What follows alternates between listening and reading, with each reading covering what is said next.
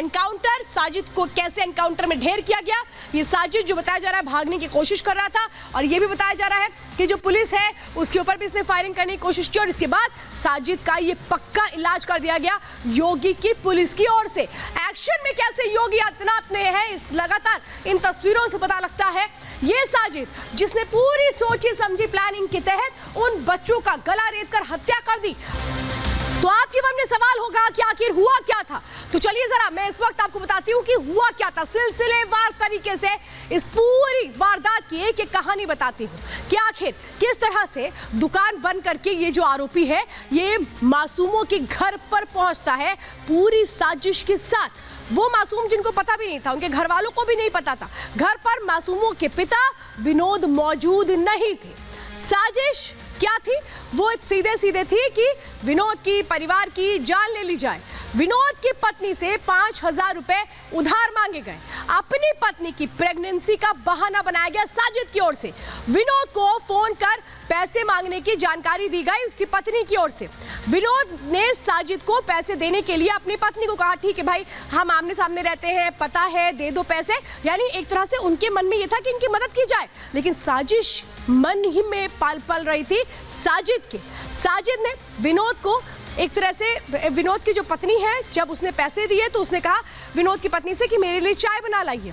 विनोद के बड़े बेटे से पानी मांगा। ये समझिए किस तरह से सब कुछ एक प्लानिंग का हिस्सा था। ये सब कुछ बता दें करना क्या है। छोटे बेटे से पार्लर दिखाने के नाम पर उसे छत में लेकर गया। देखिए ये आप देख रहे हैं, बच्चों को छत पे लेकर जाता है साजिद और इसके बाद वो बच्चे जिनको नहीं पता था कि उनके साथ क्या होने वाला है उनकी गला रेत कर हत्या कर दी जाती है। और इसके बाद ये जो साजिद है ये नीचे उतरते हुए अपने भाई के साथ दौड़ता हुआ नजर आता है और उसी वक्त विनोद की जो पत्नी है वो फिर शोर मचाती है क्योंकि पूरे जो एक तरह से कहे कपड़े खून से लथपथ थे साजिद और उसके भाई के, और ये बिल्कुल पता लग चुका था कि इन लोगों ने किसी बड़ी वारदात को अंजाम दे दिया है। और आइए अब आपको बताते हैं सिलसिलेवार तरीके से कब क्या हुआ।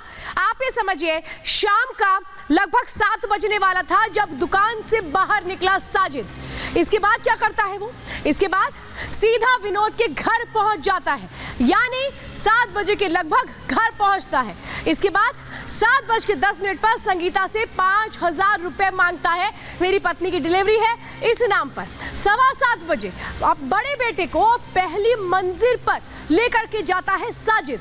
ठीक उसके 2 मिनट के बाद पहले से 2 भाई वहां पर मौजूद होते हैं उसके साजिद के। इसके बाद आप समझिए 7:15 बजे एक को दुकान भेजता है, एक को पानी लाने के लिए भेज देता है। ये पूरी प्लानिंग हो रही थी। इसी के बाद अगले पल में आप समझिए कि पूरी कहानी कैसे बदलती है। वो ये कहता है जो उसके एक तरह से जो वहां पर बच्चे मौजूद होते हैं उन्हें नहीं पता था कि उसका गला रेतने जा रहा है।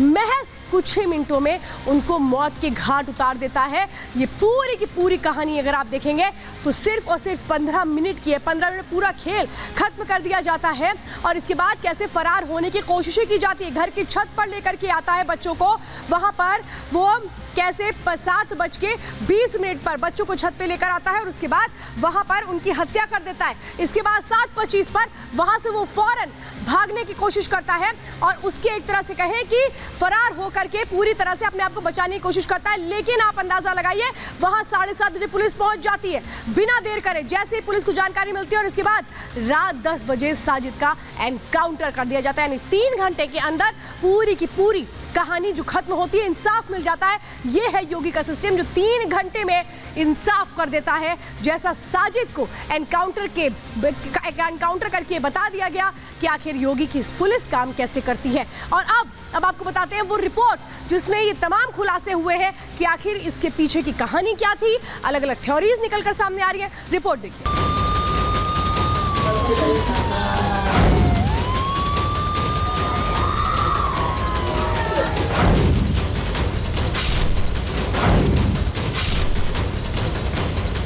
अपराध और अपराधियों के प्रति जीरो टॉलरेंस की नीति के तहत कार्य करेंगे। अपराधियों का नाम सत्य है। यूपी के बदायूं की इस तस्वीर को जरा गौर से देखिए। ये तस्वीर उन सभी अपराधियों के लिए एक संदेश है जो अपराध का रास्ता चुनकर प्रदेश की कानून व्यवस्था को चुनौती देते हैं। योगी राज में ऐसे अपराधियों का अंजाम क्या होता है इसे आप खुद देख लीजिए। बदायूं के साजिद ने भी ऐसा ही दुस्साहस किया, लेकिन उसे अपनी गलती का खामियाजा जान देकर चुकाना पड़ा। हालांकि इस वारदात में शामिल उसका भाई जावेद अभी भी फरार है।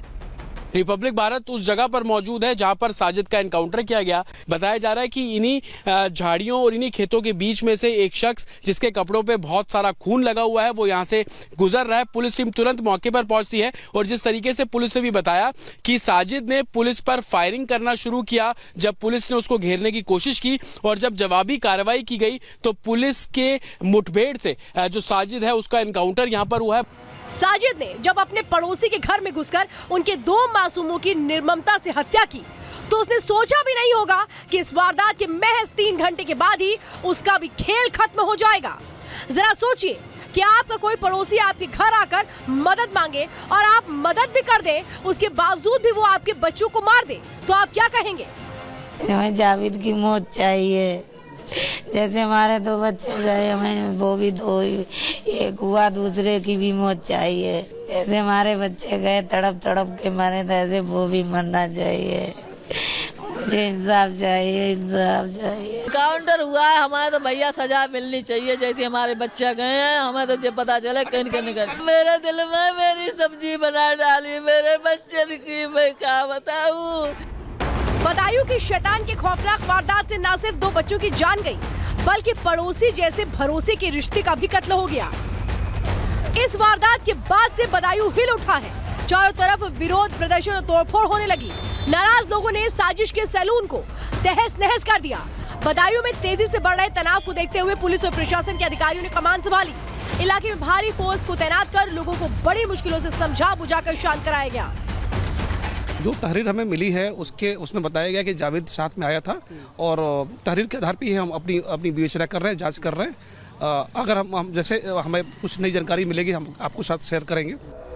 बदायूं के शैतान ने जो पाप किया है उससे उसे जन्म देने वाली माँ भी शर्मिंदा है। साजिद की माँ ने उसके एनकाउंटर को सही ठहराया। हालांकि पुलिस साजिद के पिता और चाचा को भी आरोपी बनाकर जांच में शामिल कर चुकी है। दर्द बहुत होता है उन बच्चों का मुझे। अच्छा, अब जब ना जी ऐसा करते ना इनके साथ क्यों होता। सही हुआ है, जब गलत काम करोगे तो सही हुआ है, उनके साथ अंजाम जो हुआ है। बदायूं की घटना से पूरा देश शर्मिंदा है, लेकिन सियासी दल इस खौफनाक वारदात पर भी अपनी सियासी रोटियां सेकने से बाज नहीं आ रहे। समाजवादी पार्टी के मीडिया सेल ने ट्वीट कर घटना को 24 चुनाव से जोड़ दिया। एसपी ने अपने ट्वीट में लिखा कि बदायूं की घटना को सांप्रदायिक रंग देकर बीजेपी 24 का चुनाव जीतना चाहती है। एसपी के इस बयान पर बीजेपी के नेताओं ने करारा हमला बोला। क्या कल की घटना ने साबित नहीं कर दिया कि जीरो टॉलरेंस वालों की पॉलिसी जीरो हो गई? ये जीरो टॉलरेंस पॉलिसी जीरो है। 2 भाइयों की तो जान चली गई ना, क्या उनके भाइयों की जान नहीं बचाई जा सकती थी और पुलिस पहले से काम करती? तो अपनी नाकामी को छिपा नहीं सकते इस तरीके से। ये इनकाउंटर से नाकामी नहीं छिपनी है। योगी आदित्यनाथ सरकार ने ऐसे किसी भी मामले में पूरी कठोरता से कार्रवाई करने का हमेशा उदाहरण दिया है। इस मामले में भी एनकाउंटर करके अपराधी को मार गिराया है। अगर सत्ता सपा की होती तो समाजवादी पार्टी की सत्ता में ऐसे अपराधियों को सत्ता का संरक्षण होता। बदायूं हुई घटना को लेकर के हिंदू संगठनों और साधु संतों में भी आक्रोश है। साधु संतों ने इस वारदात पर सेक्युलर गैंग और इंडी के बड़े नेताओं की चुप्पी पर सवाल खड़े किए हैं। असुद्दीन ओवैसी शांत है, देश में राजनीति करते एक सांसद है, वो शांत है। असुद्दीन ओवैसी विपक्ष के राहुल गांधी भी शांत है, प्रियंका जी भी शांत। ऐसा कोई जो मारने वाला इंसान तो हो ही नहीं सकता, चाहे कितनी भी दुश्मनी हो। कोई मासूम बच्चे को मारेगा? ये तो दरिंदा से भी महादरिंदा है। बदायूं की घटना पर योगी ने जिस तरह से क्विक एक्शन लेकर हालात को संभाला, उससे प्रदेश के साथ देश भर में उनके मॉडल की प्रशंसा हो रही है। यही वो मॉडल है जिसके बल पर योगी यूपी लोकसभा में 80 सीटें जीतने का दावा कर रहे हैं। वहीं दूसरी तरफ योगी के एक्शन को देखकर विपक्ष को समझ नहीं आ रहा कि वो क्या करे। यही वजह है कि विपक्षी दल इस जघन्य वारदात को हिंदू मुस्लिम का रंग देकर ध्रुवीकरण की सियासत कर रहे हैं। Bureau report, Republic Bharat.